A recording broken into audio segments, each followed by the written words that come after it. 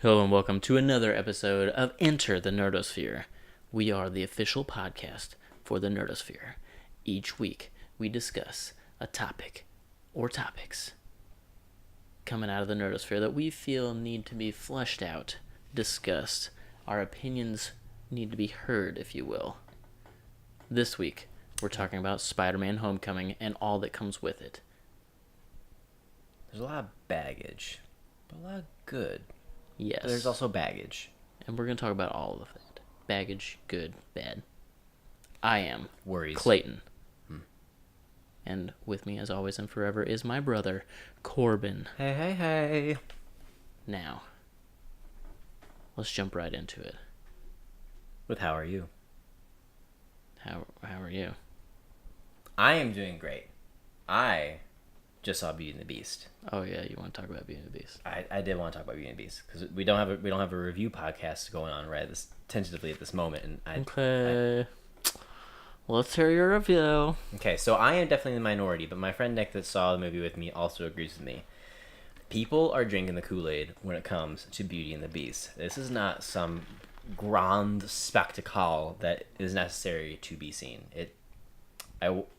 We almost saw Power Rangers, and leaving the theater, we kind of wish we had seen Power Rangers because we would have had more fun. So, just the quick skinny of it all. 1, auto-tuned everybody. Really? Terribly so, too. Like, everyone's auto-tune was, it was disgusting. There was one song, Evermore, towards the end that Beast did that was good, and some of Ewan McGregor stuff was decent. But Emma Watson, every time, completely auto-tuned, and it took me out of the movie every time.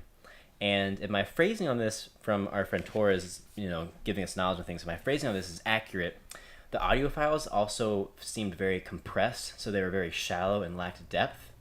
And the way that they designed the sound was it didn't fill the space. So the way that it was happening on screen was almost like a music video, where you have this very shallow, high-pitched, treble-only song playing in the forefront.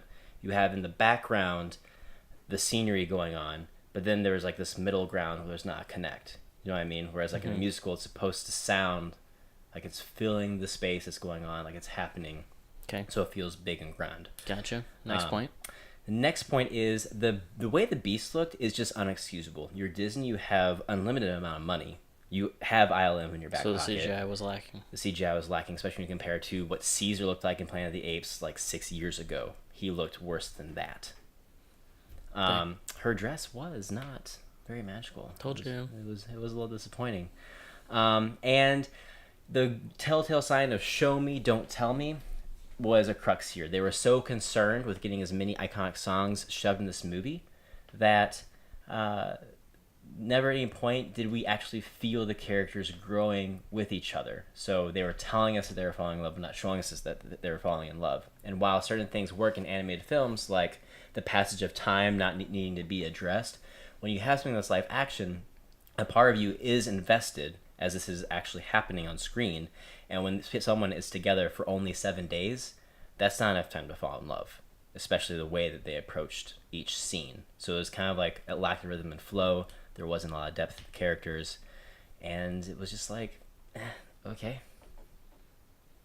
Cool. It was just, I literally 6 out of 10. Oh, dang. Well, let's... How are you? I'm fine. Yeah.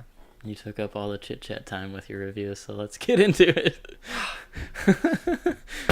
Okay. We're already at 4.5 minutes.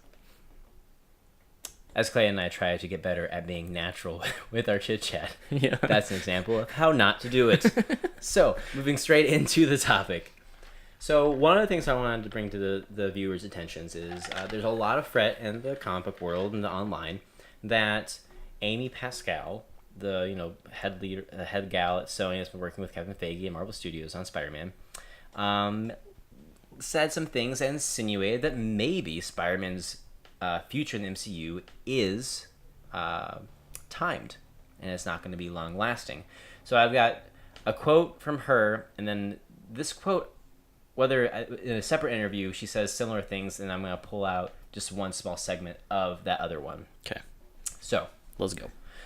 We made 5 Spider-Man movies, and we needed to do something different, and we tried doing a lot of different things, as you all know and documented. But the thing that we hadn't done was put him in the Marvel Universe, and put him in a world where there are other superheroes, because he was always the only superhero. And there's only so many times you can tell the story of, I really want everyone to love me, and if I told them I was Spider-Man, they'd love me, but I can't tell them. We've told that story as many times as we could figure out, and Kevin Feige and I have been working together since the very first movie, because he used to get coffee for producer Avi Arad. If you can believe it. I can believe it, because he said Avi Arad cannot be anywhere in your homecoming if this deal were to work. He's an even better producer, she says, but he's also good at coffee.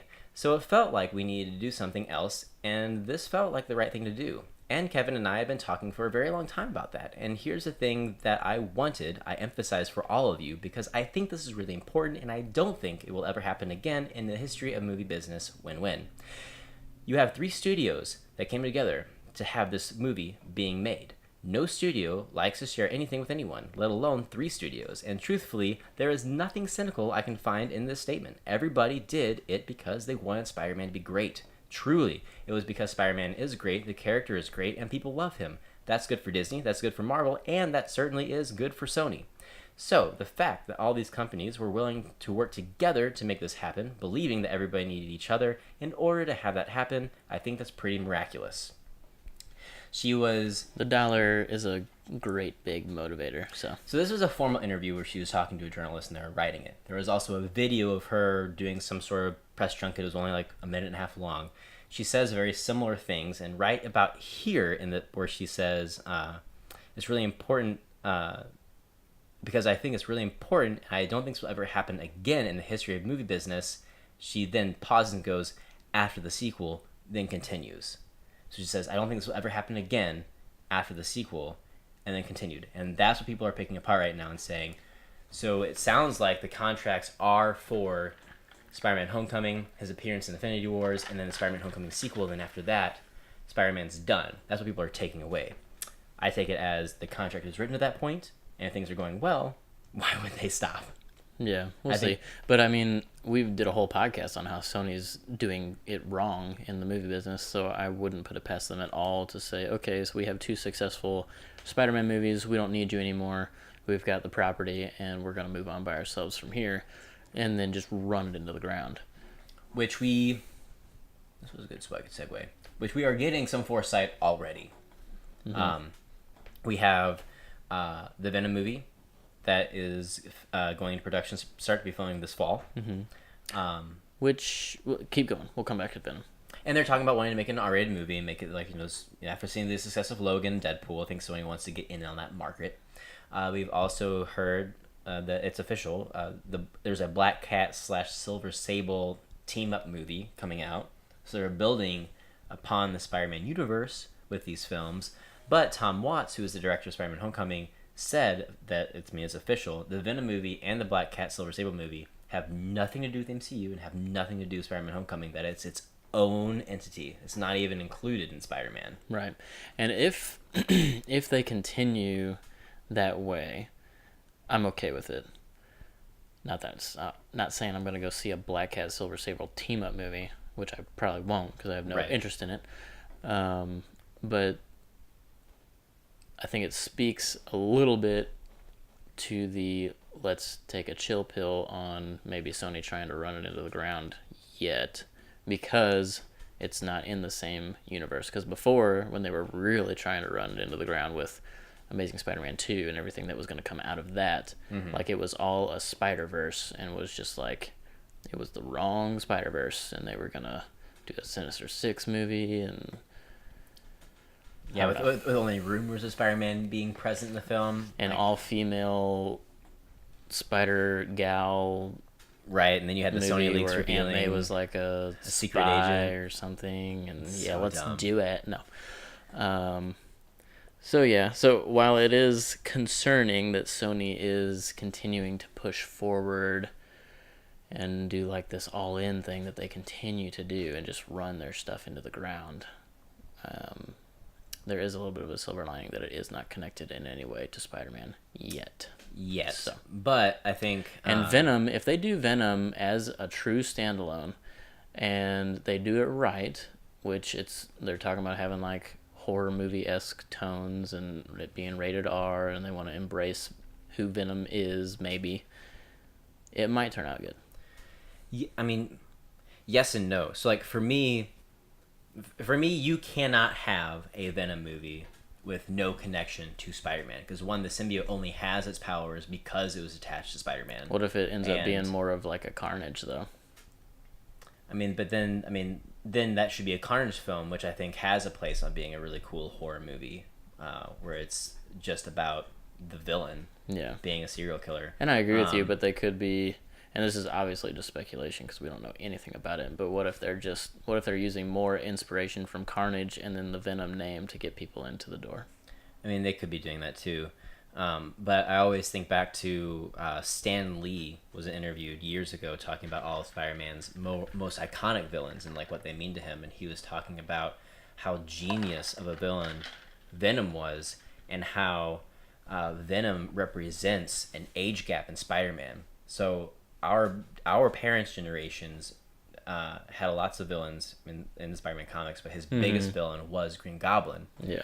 But our generation grew up with Venom being that, and that you have all through the 90s and early 2000s Venom being the biggest bad that Spider-Man had to deal with. Yeah. So and I think that's also a great, if you take him, and I guess we don't know, I'm rambling right now, but we don't know if they do a Venom movie, that doesn't mean they can't use Venom in the Spider-Man movies. They might just do, I think you risk oversaturation at that point, but they might be able to still use those characters. But we have seen the Osborns be run to the ground heavily. Yeah. And we now have been doomed to have Green Goblin for a while. So the alternative is have Venom actually have a presence and be the arch nemesis and replace Green Goblin like he was in the comics. I think Spider-Man, and we've talked about it several times before, but he has such a huge rogues gallery that's just not ever used. I definitely don't need Green Goblin for a while, and I think we could get away with no Venom for a while too. I just think that Venom's only had one appearance and it just wasn't right. And I just feel like he is important to Spider-Man's villain gallery, and I don't know. He is, but at this point, I always feel like we rush things. Like if you want to do Spider-Man right, Venom didn't come around till like he was a man. You know what I mean? Like we're starting over fresh where he's in high school again. He's a kid. Like we need to build. Yeah. Like I want this to be the launching point for many, many movies, and maybe down the road. But the thing is, Spectacular Spider-Man did it in a good way of having him come in early, and it was, I think, more of the ultimate take, anyways, where he was genetically engineered. So, but that also means that a lot of people were, because Venom's production got bumped up, where it was originally, it was going to happen after Infinity War, and I think you already mentioned that a lot of the rumors were like, well, maybe Spider-Man will get the Venom suit in space, bring it back, and that'd be a cool way to connect things, but that's probably not going to happen at this point. So I don't know. I mean, you're right. It's not connected, so maybe we shouldn't fret. I just think, based on Sony's history, an MO of just taking something and just running to the ground. It's also important to note that Amy Pascal really isn't the head of Sony anymore. She's kind of like the liaison at this point, and the guy who is the head of Sony was the head of Fox, who was in charge of like the X-Men movies and ran that into the ground. So it's just hard to say. And in our opinion, a lot of people still really like that stuff. I mean, that's very true. So, I mean, yeah. Was there another point we wanted to talk about, or? I mean, we had, the rumors of, and I think people need to stop fretting about the future. Like, I think, I think that this is going to be such a match made in heaven. They're going to make so much money off of this that I think that we're going to see Spidey in the MCU for longevity. I hope so. And that Marvel is going to strong arm to try to get future deals. They're not gonna, I don't know, It seems like they really they're investing a lot of eggs in this basket, and I think the biggest note of that is how heavy Iron Man's presence is in Spider-Man, and why I fear for that in general. Yeah, right now our positive outlook is that we just see all of his scenes in the previews. That's our hope. Is all we see, all the Tony Stark scenes are in the trailer. It insinuates that he's going to have a heavy role in the movie, and I don't like that.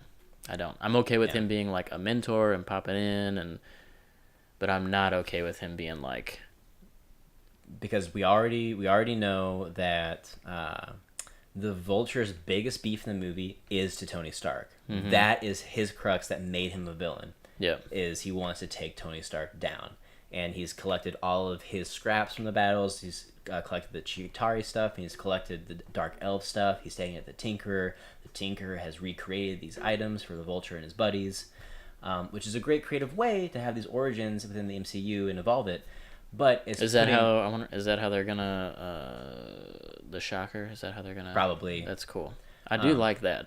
However, I don't like that, and that's all okay. Like his motivation can be, I'm tired of Stark, and I'm gonna, take him down, and that's fine. But I'm not fine with Stark being there all the time.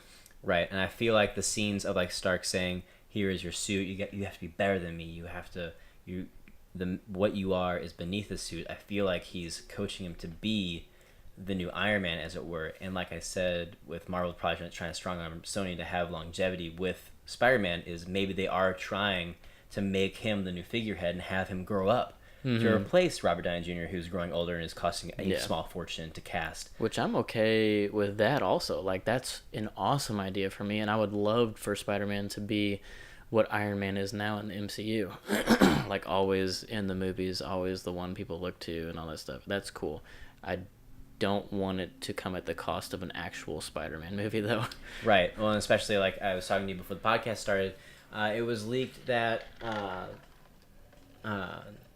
his suit is supposed to have an AI unit in it, and so it's just one of those other things. Yeah, I where hadn't heard that until right before this podcast, and maybe it's just like he's trying to figure out the suit, and maybe something's wrong, and it's just like a diagnostics like rundown or something. Right. But even then, it's like the internet was like, "What if the acronym is Ben? How cool would that be?" It wouldn't be cool. That's terrible at all. It would be dumb. It's terrible. So yeah, as we've been saying this whole time, I trust Kevin Feige, and it seems like this is like his dream, like to bring a legit Spider-Man Peter Parker to the screen. Because we've seen how he could course correct. Because in Sony leaks, he had his film notes on how to fix the Amazing Spider-Man 2. And they were good notes. And it would have been a great movie. But goodness gracious, this is starting to become a Spider-Man Iron Man team-up movie instead of a Spider-Man movie that we deserve. Yeah. So, but yeah, I think that we've run down the current Spider-Man climate and given our 2 cents on everything. So we are still super hyped for Spider-Man Homecoming. Sure. And super hyped for his involvement in the Infinity War. So yeah, I mean, with all of this said, I still think and believe, with Infinity War aside, this could be Marvel's best film to date. I really think that they're trying. I'm hoping really hard. So we'll see. Hopefully, I'm not setting the bar too high. But, anyways, that concludes this episode of The Nerdosphere. I am Corbin. This is Clayton. You can find us on Facebook, Twitter. You can follow this podcast on Podbean, iTunes, and YouTube. All the links are below. Be sure to give us a like, comment. What do you think's going on in Spider-Man? What do you think of everything that's happening? Let us know. And subscribe if you would like. As always, thank you for listening. We'll see you next time.